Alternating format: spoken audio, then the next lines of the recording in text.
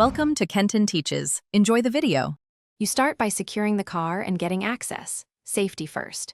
You need to reach the backside of the panel when possible, so remove any trim panels now. Heat the painted surface gently with a hairdryer or heat gun to make metal and paint more pliable. This reduces cracking risk.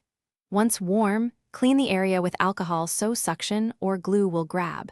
You're setting conditions that let the dent move back without breaking paint, so don't rush this prep. Now you reshape the panel. If you can reach behind, you push from the center outward with steady, small taps using a rubber-tipped rod. This avoids overstretching metal. If you cannot, attach a suction or glue puller to the warm center and pull incrementally, then release to see movement. Once done, alternate slight pushes and pulls to blend the metal.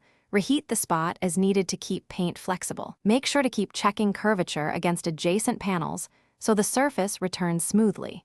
Finish by lowering any small high spots with a plastic hammer and wood block, tapping gently to avoid new marks. Then polish the area with a fine rubbing compound and finish wax to restore gloss.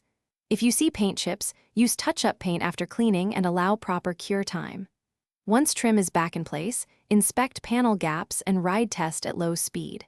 If the dent won't correct or paint cracks, stop. Consult a paintless dent repair professional to prevent worsening damage. Thanks for watching. Please subscribe if this video was helpful.